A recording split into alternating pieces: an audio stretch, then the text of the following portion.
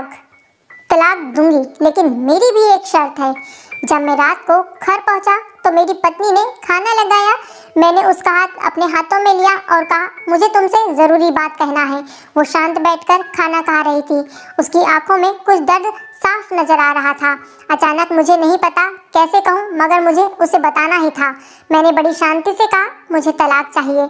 लगा जैसे उसे मेरे शब्दों से कुछ फर्क नहीं पड़ा, बल्कि उसने मुझसे पूछा, क्यों चाहिए तलाक। मैंने उसके सवाल को अनसुना किया तो उसे गुस्सा आ गया। उसने चम्मच उठाकर फेंक दिया और जोर से चिल्लाई, तुम इंसान नहीं हो। उस रात हमने एक दूसरे से बात ही नहीं की। वो रो रही थी।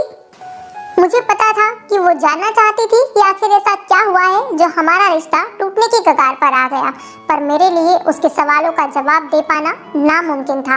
मैं अब किसी और से प्रिया नाम था उसका, प्यार करने लगा हूँ। अब मुझे उससे प्यार नहीं रहा। मैंने उसे उसके बरसों के प्यार की सजा दी थी। भरे मन से मैंने तलाक के पेपर तैयार किए। उसमें लिखा था कि वह पूरा घर, कार और कंपनी की 30% शेयर ले सकती है इस तलाक के बदले में। लेकिन उसने उन पेपरों को देखा और उनके टुकड़े टुकड़े कर दिए। वो औरत जिसके साथ मेरे जीवन के 10 साल बिताए थे, वो आज मेरे लिए अनजान हो चुकी थी। मुझे इन 10 सालों का जो उसने मेरे लिए बर्बाद किए, मगर मैं क्या करूं? जो हो चुका उसे मैं बदल नहीं सकता, क्योंकि मैं किसी और से अपनी पत्नी से भी ज्यादा प्यार करने लगा था। आखिरकार उसके सब्र का बांध टूट गया और वो फूट फूट कर मेरे सामने रोने लगी। मेरे लिए उसका रोना एक तरह से उसकी रिहाई की तरह था। तलाक की ये बात जो कई दिनों से मुझे परेशान कर रही थी, अब बिल्कुल साफ हो चुकी थी। अगले दिन मैं घर काफ़ी लेट आया। मैंने देखा कि वह टेबल पर बैठकर कुछ लिख रही थी। मैंने शाम का खाना नहीं खाया था, लेकिन फिर भी मैं सीधे ऊपर जाकर अपने कमरे में सो गया, क्योंकि पूरा दिन प्रिया के साथ रहने और कई जगह घूमने के बाद मैं थक गया था। वो शायद रात को उसी टेबल पर लिखते लिखते सो गई थी। सुबह उसने तलाक देने की शर्त बताई। वो मुझसे कुछ भी लेना नहीं चाहती थी। उसे सिर्फ तलाक से पहले 1 महीने का समय चाहिए था। उसने आग्रह किया कि 1 महीने में हम दोनों वही पुराना जीवन जिए जितना संभव हो सके, क्योंकि आने वाले महीने में हमारे बेटे की परीक्षा है। वह नहीं चाहती थी कि हमारे टूटे रिश्ते का प्रभाव उसकी पढ़ाई पर पड़े। मुझे भी यह ठीक लगा, मगर वो और भी कुछ चाहती थी। जैसे शादी के दिन मैं उसे उठाकर अपने शयन कक्ष तक ले गया था, उसी तरह अब हर रोज 1 महीने तक मैं उसे शयन कक्ष से उठाकर मुख्य द्वार तक ले जाऊं। मुझे लगा यह पागलपन है, मगर इन आखिरी दिनों को थोड़ा अच्छा बनाने के लिए मैंने उसकी यह शर्त स्वीकार कर ली। मैंने प्रिया को अपनी पत्नी की सभी शर्तें बताई तो वो हंसने लगी। उसे लगा मेरी पत्नी कितने भी तरीके अपना ले, तलाक होना तो तय है।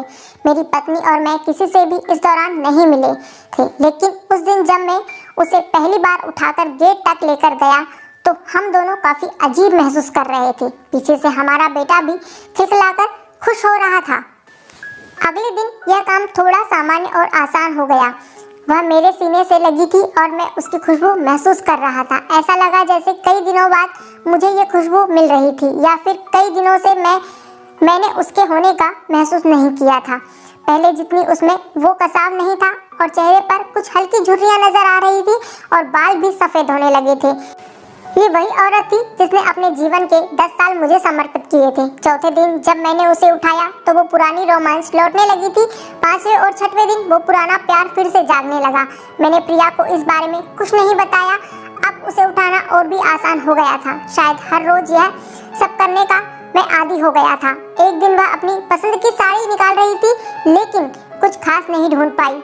उसने सांस भरते हुए कहा कि उसके सारे कपड़े बड़े पड़ने लगे हैं। तब मुझे पता चला कि वह काफ़ी दुबली हो गई है और इसलिए मैं उसे आसानी से उठा पा रहा था। मेरे दिल को एक झटका सा लगा। उसने अपने दिल में काफ़ी सारा दर्द छुपा रखा था। पता नहीं कैसे मैं आगे बढ़ा और उसके सिर को छूकर देखा। अचानक हमारा बेटा आया और बोला कि पापा, ये तो मम्मा को उठाकर बाहर ले जाने का समय हो गया है। उसके लिए अपने पापा द्वारा मम्मा को इस तरह उठाकर ले जाते हुए देखना जीवन का अभिन्न हिस्सा बन गया था।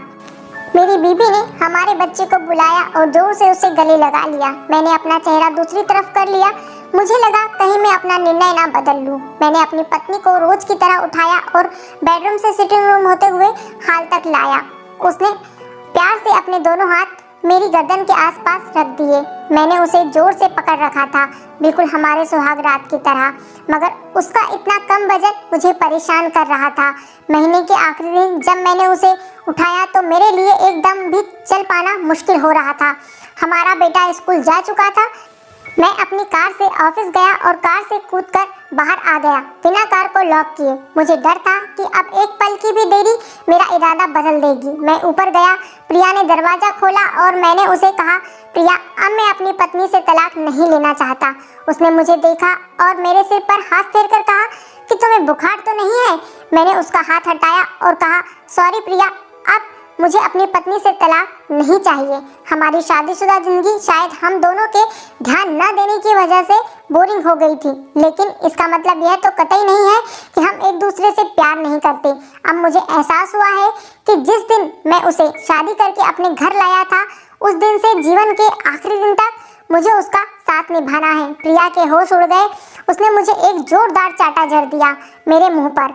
वह रोने लगी और दरवाजा अंदर से बंद कर लिया। मैं सीढ़ियों से नीचे उतरा और आकर अपने कार में बैठ गया। आगे एक फूल वाले की दुकान पर रुका और अपनी प्यारी पत्नी के लिए एक सुंदर सा गुलदस्ता लिया। दुकानदार ने पूछा कि इस पर क्या लिखना है।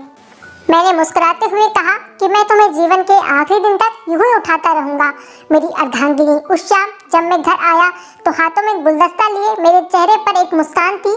मैं ऊपर अपने कमरे की तरफ भाग कर गया, लेकिन तब तक वह मुझे छोड़कर इस दुनिया से जा चुकी थी, हमेशा के लिए। वो कई महीनों से कैंसर से लड़ रही थी, लेकिन मैं प्रिया के साथ इतना खोया हुआ था कि कभी ध्यान ही नहीं दिया। उसे पता था कि वह जल्द ही मुझे छोड़कर जाने वाली है, इसलिए वह मुझे और मेरे बेटे के रिश्ते को टूटने से बचाना चाहती थी। मैं नीच उसे तलाक देना चाहता था, लेकिन फिर भी उसने मुझे अपने बच्चे की नज़रों में एक प्यारा पति और पिता बना दिया। जीवन की छोटी छोटी बातें रिश्तों में बहुत महत्व रखती हैं। बड़ा घर, बड़ी कार, बैंक बैलेंस ये खुशियों का हिस्सा बन सकते हैं, ज़रूर बन सकते हैं, मगर अपनों के बिना इनकी कोई कीमत नहीं है। दोस्तों, स्टोरी अच्छी लगी तो कमेंट में ज़रूर बताइएगा। अगर स्टोरी अच्छी लगी तो लाइक, शेयर एंड सब्सक्राइब ज़रूर करें चैनल को। जय हिंद।